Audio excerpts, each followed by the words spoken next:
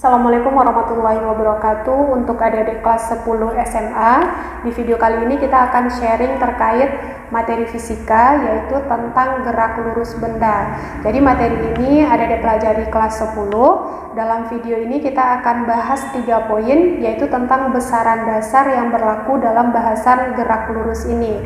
Kemudian tentang perbedaan GLB dan GLBB, serta penerapan lebih lanjut dari konsep GLBB. Nah, sebetulnya untuk materi gerak lurus benda ini bukanlah materi baru bagi adik-adik, karena kelas 8 SMP juga sudah adik-adik pelajari. Nah, sekarang kita langsung lihat untuk rincian dari masing-masing poin materi ini. Oke, kita sekarang langsung masuk untuk poin yang pertama, yaitu tentang besaran-besaran dasar yang berlaku dalam bahasan gerak lurus benda. Nah, untuk besaran dasar yang pertama, ada istilahnya jarak. Jadi, biar adik-adik bisa langsung membedakan antara jarak dan perpindahan, di sini langsung kita bikin pada poin yang pertama, jarak itu berbeda ya dengan perpindahan. Kalau jarak ini adalah total. Total apa? Total lintasan yang ditempuh benda. Oke, jadi yang ditempuh oleh suatu benda. Jadi kata kuncinya kalau kita bahas jarak itu ada kata-kata total. Kalau dalam matematik, total berarti kita gunakan operasi matematik tambah atau penjumlahan. Sedangkan kalau perpindahan ini bisa kita artikan sebagai selisih. Oke, selisih posisi akhir dengan posisi awal suatu benda. Jadi kalau untuk perpindahan kata kuncinya adalah selisih. Selisih kalau dalam operasi matematik itu dikurangi. Tapi apakah selalu dalam perpindahan itu kita menggunakan operasi matematik kurang? Nanti akan kita jabarkan dalam pembahasan lebih lanjutnya. Nah, jadi untuk perbedaannya, jarak itu total lintasan yang ditempuh oleh benda, kalau perpindahan selisih posisi akhir dan posisi awal. Jadi kalau untuk perpindahan ini kita hanya melihat di mana posisi akhir dan posisi awal yang ditempuh benda. Nah, selain ini, perbedaan antara jarak dan perpindahan itu, jarak ini merupakan besaran skalar. Oke ya. Jarak merupakan besaran skalar, sedangkan perpindahan ini merupakan besaran vektor. Ada ingat kembali, beda antara besaran skalar dengan besaran vektor. Kalau besaran skalar, dia hanya punya nilai saja. Tapi kalau besaran vektor, selain punya nilai, besaran itu juga punya arah. Oke ya. Nah, kemudian yang membedakan lagi antara jarak dan perpindahan ini, jarak bisa kita simbolkan dengan S. Oke, jadi simbol dari jarak ini S, sedangkan perpindahan bisa kita simbolkan dengan delta S. Nah, tapi nanti kalau di buku lain juga ada disimbolkan jarak itu dengan X, perpindahan dengan delta X, itu sama aja ya. Kemudian ada kesamaannya antara jarak dan perpindahan, ini sama-sama punya satuan meter.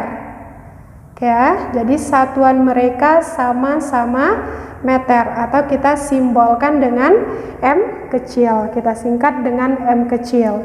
Itu beda antara jarak dan perpindahan. Kemudian besaran dasar yang kedua yang harus adik-adik pahami adalah ada istilahnya kelajuan dan kecepatan.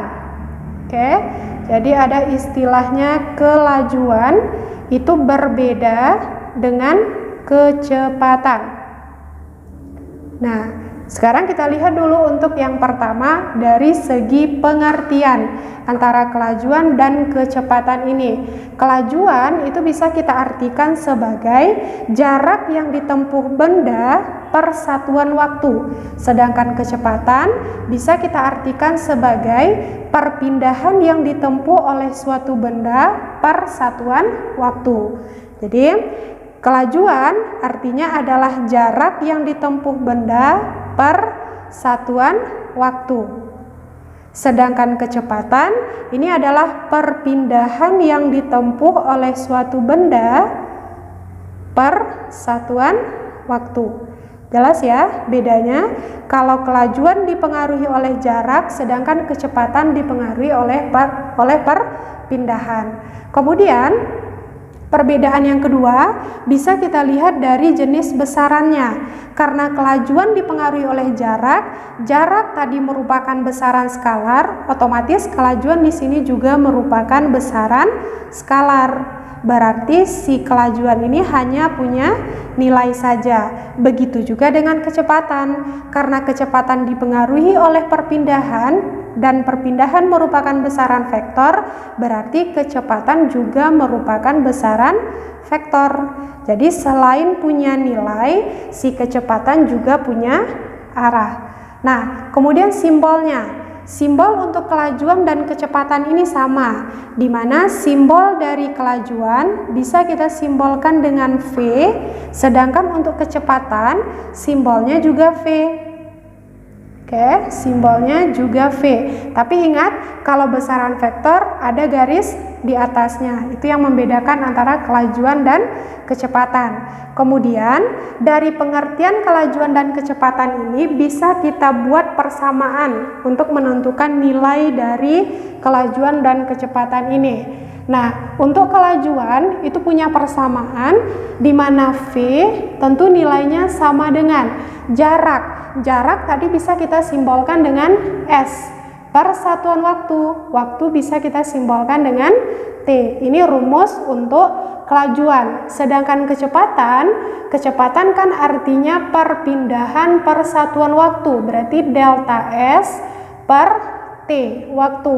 Tapi biar sama-sama punya delta, untuk waktunya juga bisa kita kasih delta. Ini persamaan yang kita gunakan untuk menentukan besar kelajuan dan kecepatan.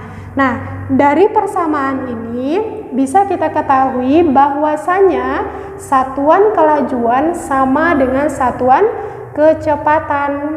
Oke ya. Jadi satuan mereka sama-sama meter per second atau sama dengan meter second min 1. Oke, adik-adik. Nah, dalam penggunaan rumus di sini nanti adik-adik tinggal bolak-balik rumus ya. Kalau misalnya ditanya jarak, bagaimana cara menentukannya, atau ditanya perpindahan, bagaimana cara menentukan dari rumus kecepatan ini. Biar nggak kebolak-balik, tetap bisa kita bantu dengan rumus segi 3. Oke, untuk kelajuan berarti di bawah ini ada V kelajuan, kemudian ini jarak, ini waktu. Ini operasi matematiknya bagi, ini kali. Kita cek, kalau mau menentukan kelajuan berarti kita tutup V. Ini tutup V, berarti caranya adalah S bagi T. Sama ya dengan rumus awal kita. Kalau mau menentukan S, tutup S.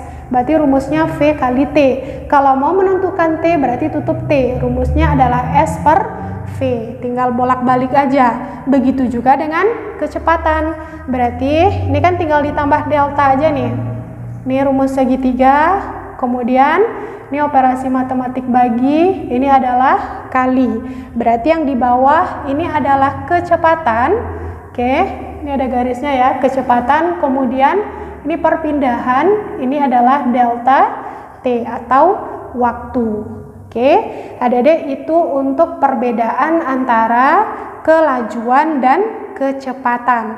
Nah, nanti di dalam penyelesaian soal, adik-adik juga dituntut untuk mampu mengubah satuan. Ini juga sudah dipelajari nih di kelas 8. Tapi kita ingat kembali, kan satuan SI dari kelajuan dan kecepatan itu adalah meter per second. Bisa aja nanti dalam soal diketahui kecepatan atau kelajuan itu satuannya dalam kilometer per jam. Bagaimana cara kita mengubah satuannya menjadi meter per second? Ini kan sederhana ya. Berarti kan tinggal kita ubah kilometer ke meter. Ini kan tinggal dikali 1000. Kemudian 1 jam berapa detik? Itu sama dengan 3600 detik. Berarti dikali 1000 dan dibagi 3600. Oke ya. Atau mungkin nanti dibalik dari meter per second ke kilometer per jam. meter per second, ini berapa kilometer per jam. Nah, berarti kalau dibalik, tinggal dibalik juga. Artinya dikali 3600 dibagi 1000. Oke ya, gampanglah untuk konversi satuan kecepatan ataupun kelajuan dari satuan yang tidak SI ke SI ataupun dari SI ke tidak SI. Oke, sekarang kita lanjutkan untuk poin yang ketiga, yaitu tentang percepatan dan perlambatan. Jadi sebetulnya percepatan atau perlambatan ini pengertiannya sama aja, dimana bisa kita artikan sebagai perubahan kecepatan yang ditempuh oleh suatu benda tiap satuan waktu. Perubahan kecepatan, ya, kecepatan benda tiap satuan waktu atau per satuan waktu. Nah, simbol dari percepatan dan perlambatan ini juga sama. Simbolnya bisa kita simbolkan dengan A kecil. Dan dari pengertiannya bisa kita dapatkan persamaan atau rumusnya, di mana percepatan atau perlambatan itu perubahan kecepatan. Berarti ada delta V per delta T. Oke ya, delta T, karena dia per satuan waktu. Nah, perubahan kecepatan itu maksudnya apa? Tentu kecepatan akhir dikurangi dengan kecepatan awal per delta T. Delta T di sini bukan selisih waktu ya, tapi sama dengan waktu total. Nah, dari rumus ini maka bisa kita dapatkan juga satuan dari percepatan dan perlambatan. Apa satuannya? Tentu satuannya adalah satuan kecepatan tadi kan meter per second. Berarti satuannya meter per second kuadrat atau sama dengan meter second min 2. Oke ya, dan karena percepatan dan perlambatan ini dipengaruhi oleh kecepatan, berarti dia juga merupakan besaran vektor. Selain punya nilai, dia juga punya arah. Terus apa yang membedakan percepatan dan perlambatan dari nilai A itu sendiri? Jadi bisa nilai A itu positif dan bisa nilai A itu negatif. Nah, ketika nilai A positif berarti benda mengalami percepatan. Oke ya, ini berarti benda mengalami percepatan, dan ketika nilai A yang kita dapatkan negatif berarti benda itu mengalami perlambatan. Dan apa bedanya lagi? Percepatan dan perlambatan ini bisa kita lihat dari nilai kecepatannya. Kan A-nya positif. Berarti di sini kecepatan benda bertambah. Oke ya, jadi kecepatannya makin lama makin besar atau bertambah. Sedangkan kalau perlambatan kebalikannya, di mana kecepatan benda itu makin lama makin berkurang. Makanya kita dapatkan nilai A-nya negatif. Oke ya, adik-adik, itu perbedaan antara percepatan dan perlambatan. Nah, sekarang kita langsung lihat untuk poin yang kedua atau poin B, yaitu tentang macam-macam gerak lurus benda. Nah, jadi untuk macam-macam gerak lurus benda ini secara garis besar bisa kita kelompokkan dua macam. Ada yang disebut dengan GLB dan ada yang disebut dengan GLBB. Nah, ini GLB merupakan singkatan dari gerak lurus beraturan. Oke ya, jadi gerak lurus beraturan. Nah, sedangkan kalau GLBB ini ada tambahan B-nya.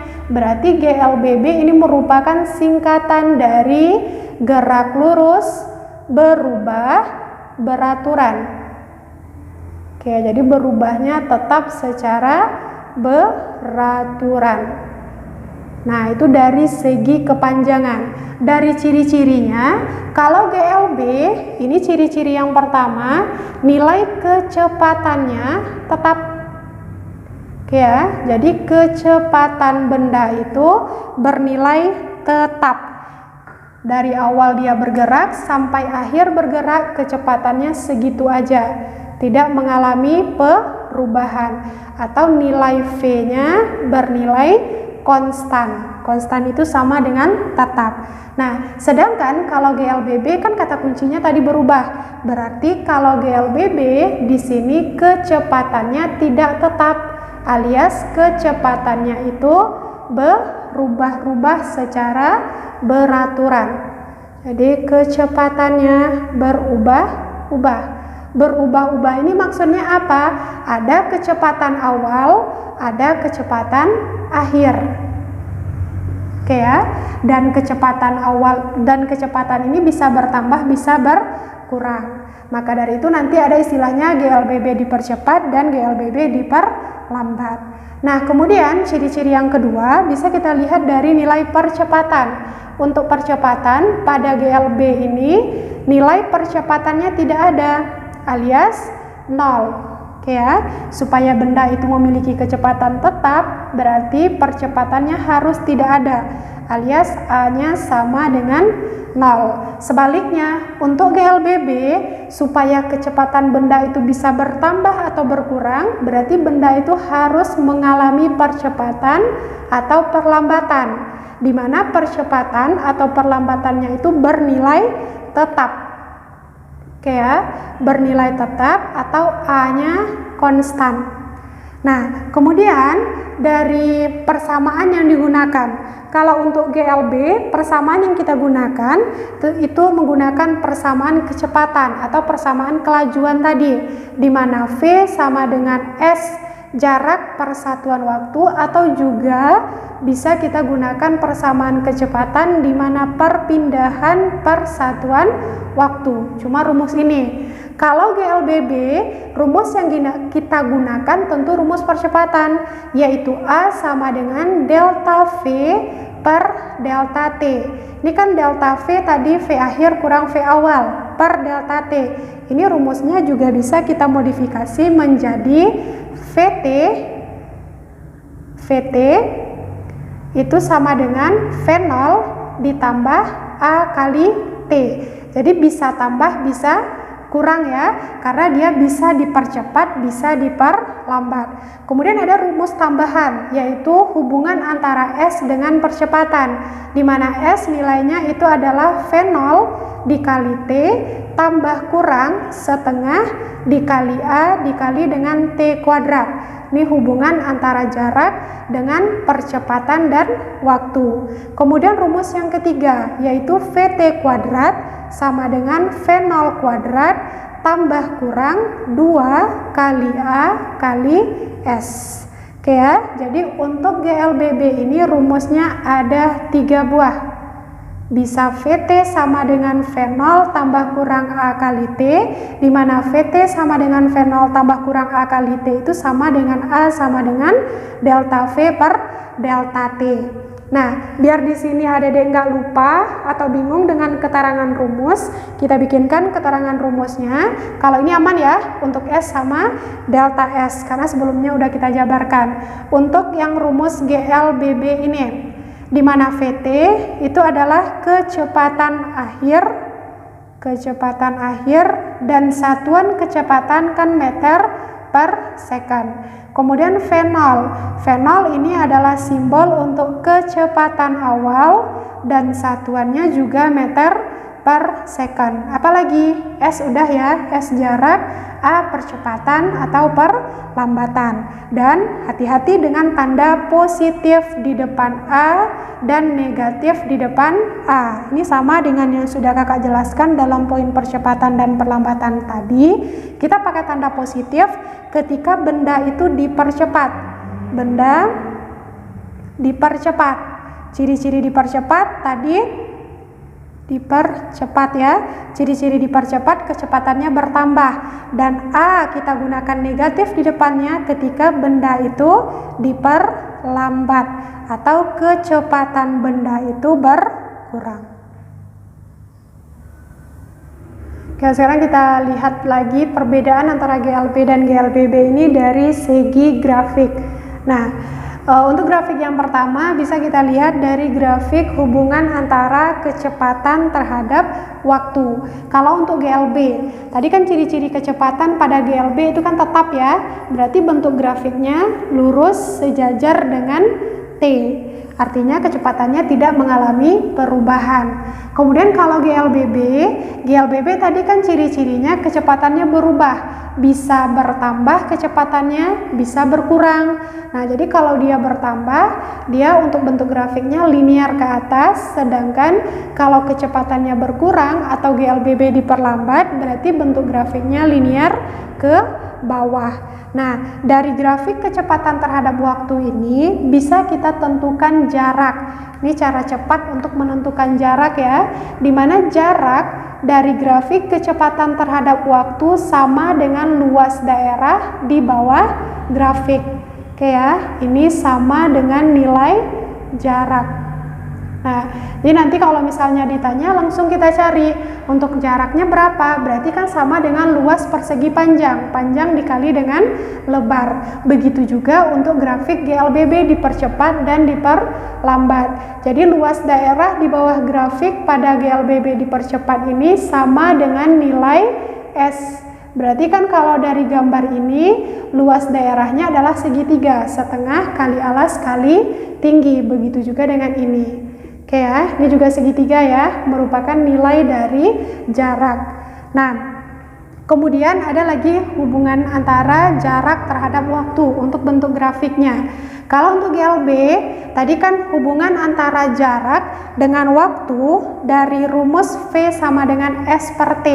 Oke ya, jadi dari rumus V sama dengan S per T, di sini kan bisa kita lihat bahwa hubungan antara S dengan T itu sebanding. Artinya semakin lama waktu yang kita gunakan, maka jarak yang ditempuh juga semakin jauh. Nah, ini bentuk grafiknya. Atau semakin sedikit waktu yang kita gunakan, maka jarak yang kita tempuh juga semakin sedikit. Ini bentuk grafiknya. Artinya antara jarak itu sebanding dengan waktu. Sedangkan kalau GLBB, baik itu GLBB dipercepat atau diperlambat, dari rumus S sama dengan V0 kali T tambah kurang setengah AT kuadrat. Dari persamaan ini kan bisa kita lihat bahwasanya S dengan T itu kan hubungannya fungsi kuadrat ya.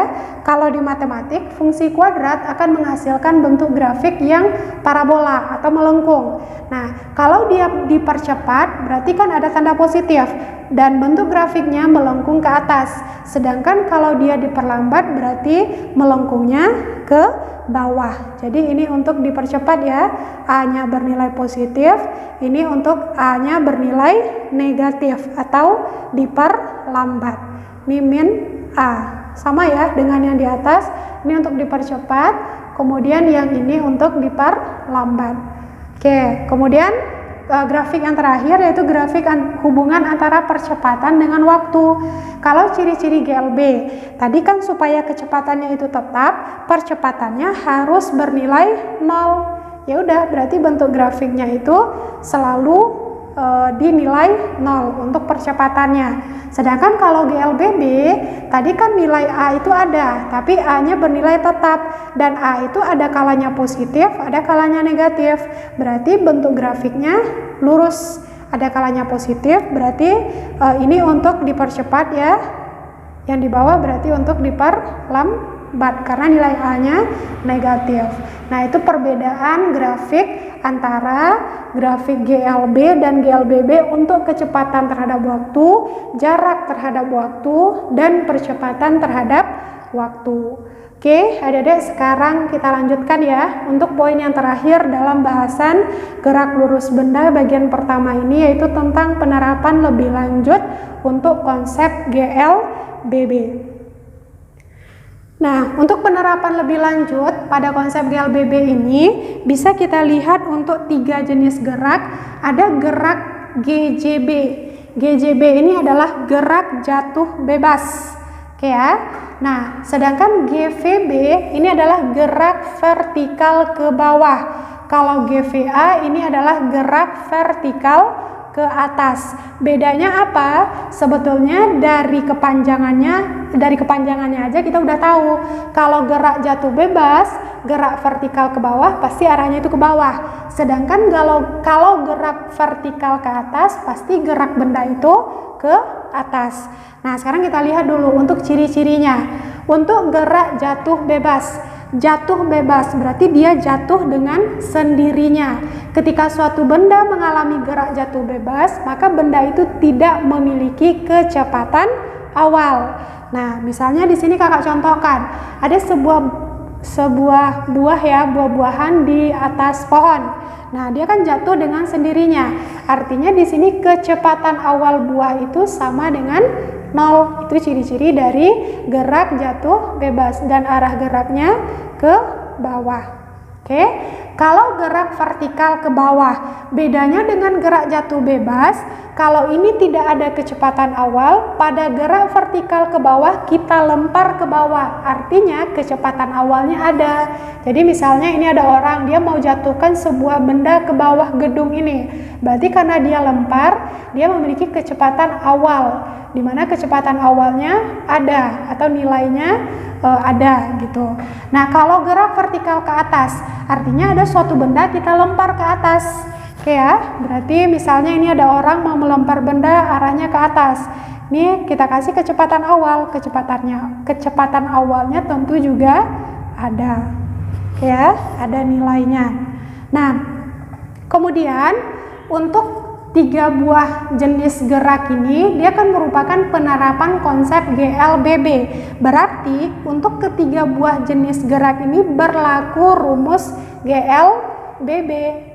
Oke ya, berlaku rumus GLBB. Cuma tadi kan dalam GLBB itu kan ada 3 ya persamaannya.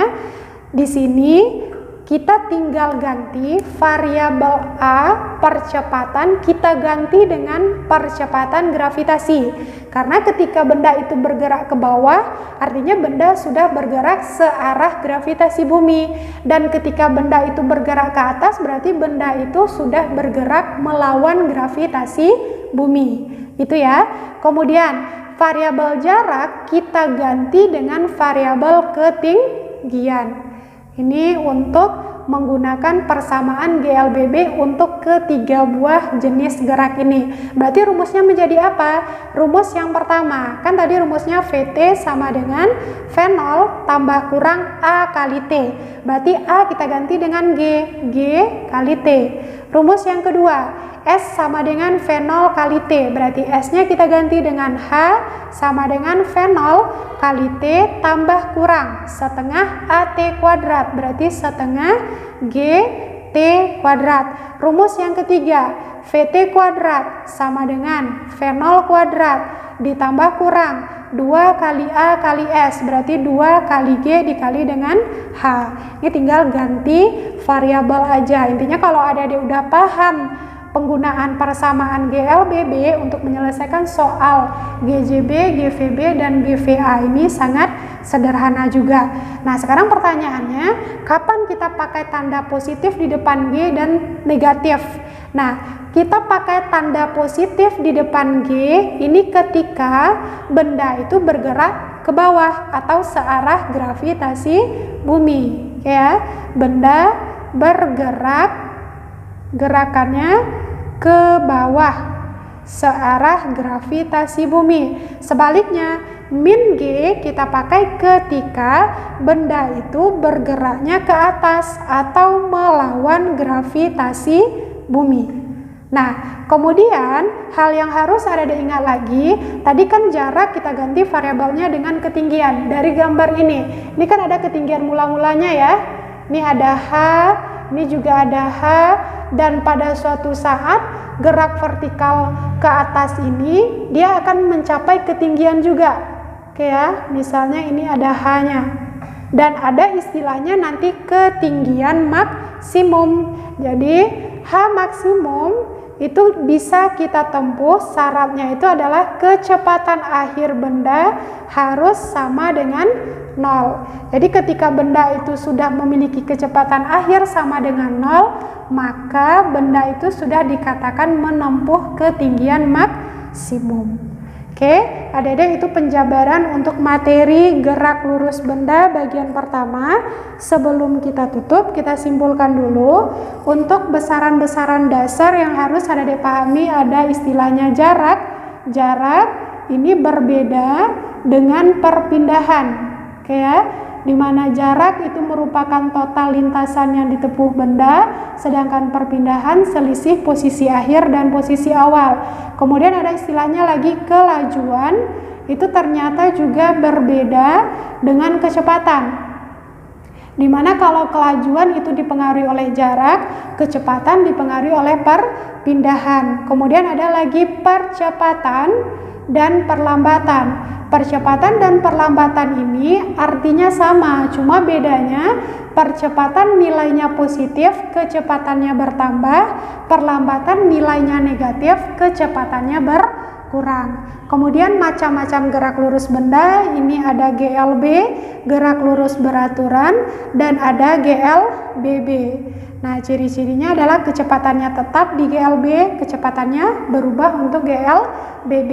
Kemudian penerapan konsep GLBB lebih lanjut bisa kita lihat pada gerak jatuh bebas, kemudian gerak vertikal ke bawah, dan pada gerak vertikal ke atas.